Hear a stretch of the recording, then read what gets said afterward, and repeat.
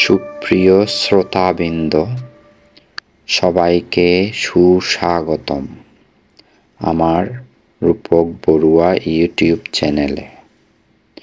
সংঘাতময় এই পৃথিবীতে বাংলাদেশের সংখ্যালঘু নির্যাতনের এই ক্রান্তি লগ্নে মনকে সুস্থির করার মানসে ভগবান বুদ্ধের হাজার বছরের অতীত পূর্বজন্মের জীবনী সম্পর্কে পবিত্র ত্রিপিটক হতে সংকলিত শ্রী অঞ্জন ভৌমিকের কিশোর জাতক সমগ্র হতে আজ পাঠ করতে যাচ্ছি শীলবান জাতক। বোধিসত্ত্ব একবার হিমবন্ত প্রদেশে হাতি হয়ে জন্ম নেন। রূপোর মতো সাদা শরীর, মুখটি রক্তকম্বলের মতো লাল। এছাড়া তার পা দেখলে মনে হয় যেন লাক্ষা দিয়ে পা রাঙানো হয়েছে। বড় হলে হিমালয় অঞ্চলের সব হাতি তাকে দলপতি করল। 60,000 হাতির তিনি নেতা হলেন। তবু যখন দেখলেন দলের মধ্যে পাপ ঢুকেছে, তখন দল ছেড়ে বনের মধ্যে একা থাকতে লাগলেন। একবার বারাণসীর এক কাঠুরে বনে কাঠ কাটতে এসে রাস্তা হারিয়ে ফেলে। শেষে হতাশ হয়ে সে দুহাত উপরে তুলে কাঁদতে শুরু করল। তার কান্না শুনে বোধিসত্ত্ব তার কাছে এলেন, কিন্তু কাঠুরে তাকে দেখে পালাতে শুরু করল। বোধিসত্ত্ব তখন থমকে দাঁড়ালেন। কাঠুরে খানিক দূর গিয়ে দাঁড়িয়ে পড়ল। তখন বোধিসত্ত্ব আবার তার দিকে এগোতে লাগলেন। তা দেখে কাঠুরে আবার দৌড়াতে শুরু করল।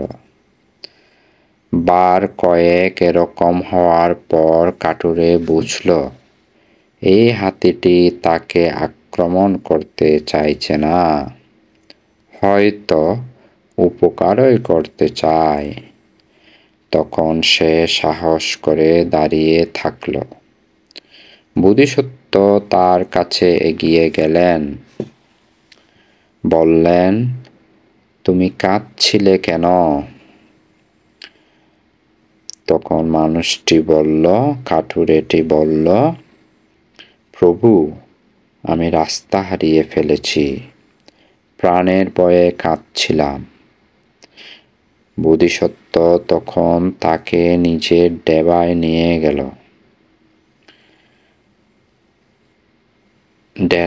ডেরায় মানে হচ্ছে বোধিসত্ত্বের নিজের বাসস্থানে নিয়ে গেল।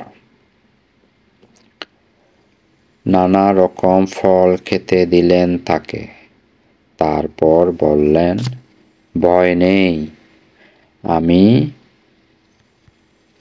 তোমাকে বনের বাইরে পৌঁছে দিয়ে আসব। বোধিসত্ত্ব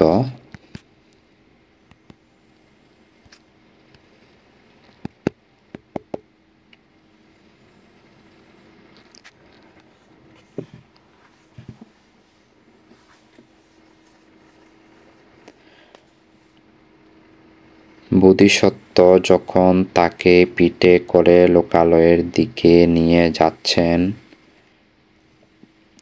কাঠুরে তখন রাস্তাঘাট খুঁটিয়ে দেখে নিতে লাগল।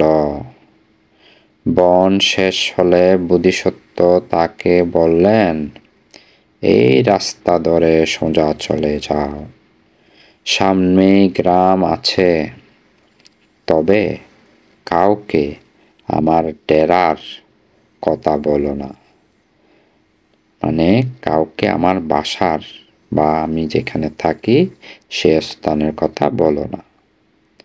বিদায় নিয়ে বোধিসত্ত্ব ফিরে গেলেন। সেই কাঠুরে একদিন হাড়ের কারিগরদের পাড়ায় ঢুকে পড়ে। সে যখন দেখল মরা হাতির দাঁত থেকে তারা নানা রকম জিনিস বানাচ্ছে, তখন একটু অবাক হলো। আচ্ছা, জ্যান্ত হাতি কেন তোমরা?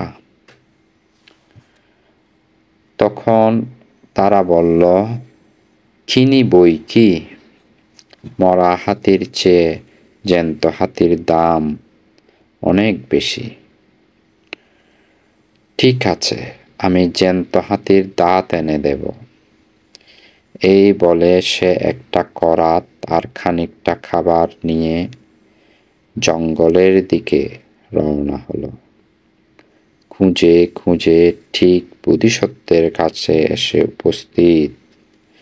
বোধিসত্ত্ব তাকে দেখে বললেন, ফিরে এলে কেন ভাই? সে বলল, প্রভু, আমি খুব গরিব, আপনার কাছে আপনার দাঁতের খানিকটা টুকরো ভিক্ষে চাইছি। যদি তা বেচে খাওয়া পড়ার মতো একটা ব্যবস্থা করতে পারি।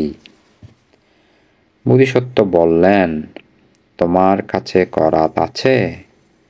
কাঠুরে বলল, হ্যাঁ প্রভু। বোধিসত্ত্ব তখন পা মুড়ে মাটিতে বসে বললেন, বেশ, তাহলে দুটো দাঁত থেকেই কেটে নিয়ে যাও। কাটা শেষ হলে বোধিসত্ত্ব সুর দিয়ে দুটো তুলে নিয়ে একটু দেখলেন। তারপর বললেন, দেখো ভাই, দাঁত দুটোর উপর আমার কোনো মমতা নেই ভেবো না, তবে সর্বজ্ঞতার জন্য আমি এটুকু ছাড়তে রাজি। কাঠুরে তা নিয়ে চলে গেল। বিক্রি করে সে টাকা কড়ি ভালোই পেল। একদিন সে টাকাও ফুরিয়ে গেল। তখন সে আবার বোধিসত্ত্বের কাছে গেল। কান্নাকাটি করে আবার দাঁতের খানিকটা চাইল। বোধিসত্ত্ব এবারও তাকে ফিরিয়ে দিলেন না।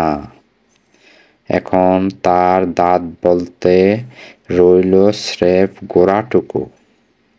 কতকদিন পরে সে আবার ফিরে এলো। এবার সে ওই গোড়াটুকু কেটে নিতে চাইল। বোধিসত্ত্ব বললেন, বেশ, নাও। এবার কেটে নেওয়ার কাজটা একটু কষ্টকর। লোভী কাঠুরে বোধিসত্ত্বের মুখের ভেতর এক পা রেখে মাংসের টুকরো সমেত হাড়টুকু ছিঁড়ে নিল। ফিরতি পথে এক মহাদুর্যোগ দেখা দিল। বোধিসত্ত্ব দেখতে পেলেন কাঠুরের পাপে পৃথিবীর দু টুকরো হলো। সেই ফাটল থেকে আগুন উঠে আসছিল। লাল কম্বলের মতো সেই আগুন কাঠুরেকে পেঁচিয়ে নিয়ে তলিয়ে গেল। এই জাতকের শিক্ষা হলো, অকৃতজ্ঞ লোভী লোককে কিছুতেই সন্তুষ্ট করা যায় না। সেই 1000 বছরের জাতক এখানে, পুরনো জাতক এখানে শেষ হলো।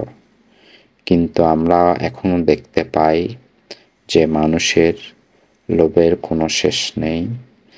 তাই তারা হিন্দু, বৌদ্ধ, খ্রিস্টান, চাকমা, মারমা এদের এই যে উপজাতি আদি সত্তা সংখ্যালঘুদের বাড়ি ঘর সবকিছু কেড়ে নিতে ব্যতিব্যস্ত, কারণ তাদের লোভের শেষ নেই। আজকের জাতক এখানে সমাপ্ত হলো। আশা করি মানুষরূপী অমানুষদের বোধোদয় হবে একদিন।